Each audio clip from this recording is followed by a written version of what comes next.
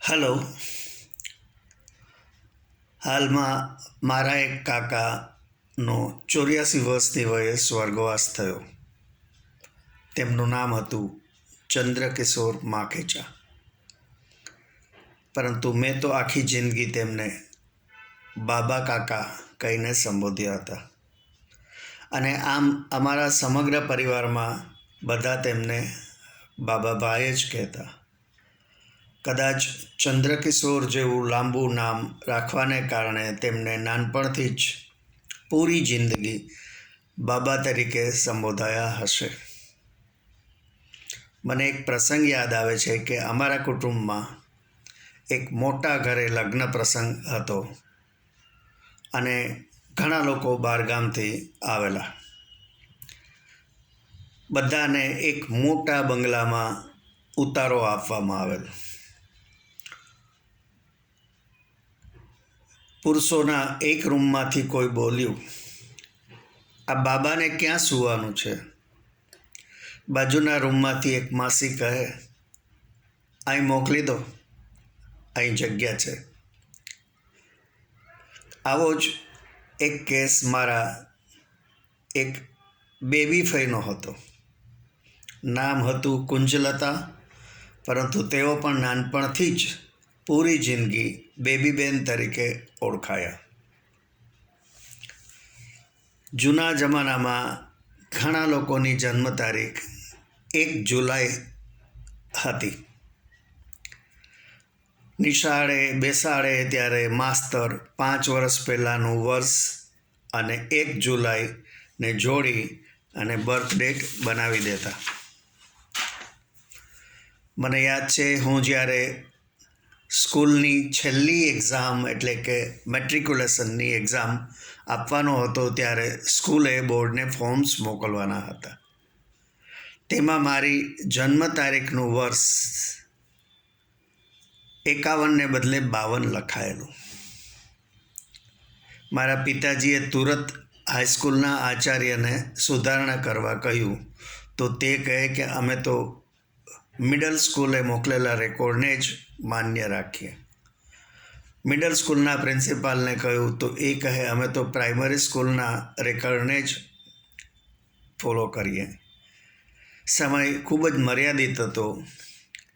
એ વખતે ઝેરોક્સનો જમાનો નહોતો. મારા પિતાજીએ શિક્ષણાધિકારીને પૂરા પત્ર વ્યવહારનું બંડલ મોકલી આપ્યું અને વિનંતી કરી કે આમાં તમે શું કરી શકો. શિક્ષણાધિકારીએ તુરત આદેશ આપ્યો કે જન્મના વર્ષમાં સુધારો કરી આપો. પરંતુ ફરી એ જ ચક્કર. હાઈસ્કૂલ કહે કે પહેલાં મિડલ સ્કૂલનો રેકોર્ડ સુધારો, મિડલ સ્કૂલ કહે પહેલાં પ્રાઇમરી સ્કૂલના રેકોર્ડમાં સુધારો કરાવી આવો.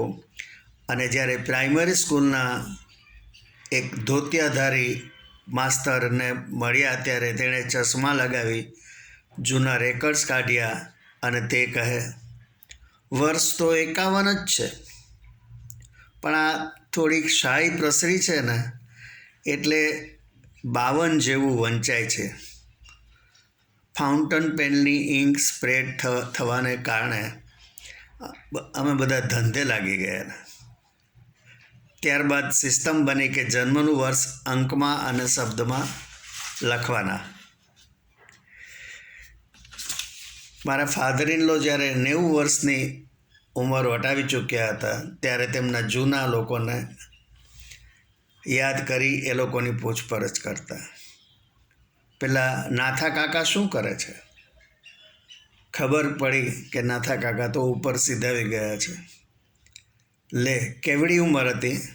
તો કહે કે 75 હતા. નાની ઉંમરે ગયા નહીં? તેમને પોતે 90 વટાવી દીધેલા માટે 75 વર્ષ નાની ઉંમર લાગેલી. મને લાગે છે કે મેડિકલ સાયન્સે જે તરક્કી કરી છે તેની મદદથી મનુષ્યનું જીવન લંબાયું છે જરૂર, પરંતુ એ જીવવા માટે સતત મેડિકલની મદદ લીધી રાખવી પડે છે અને તે કોસ્ટલી તથા પીડાદાયક છે.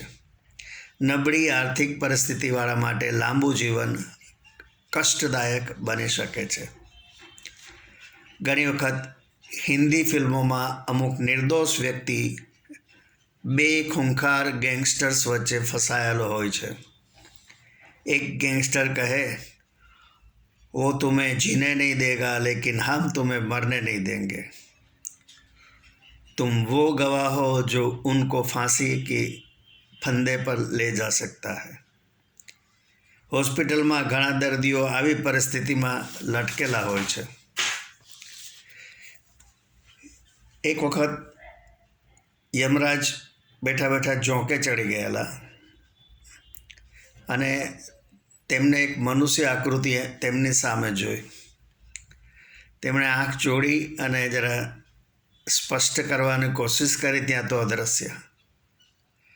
ફરી મનુષ્ય આકૃતિ દેખાણી, ફરી અદૃશ્ય.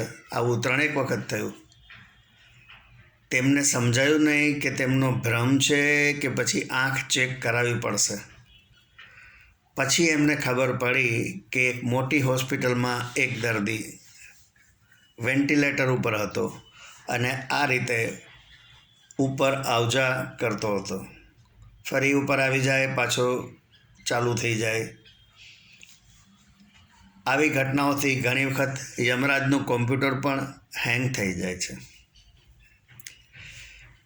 આપને મારી આ હળવી વાત જો ગમી હોય તો મારા વિડીયોને લાઈક કરજો, આપના ગ્રુપમાં શેર કરજો અને મારી ચેનલને સબસ્ક્રાઈબ કરજો. મારા અન્ય વિડીયો આપ મારી ચેનલને સર્ચ કરી જોઈ શકશો. આભાર. આવજો.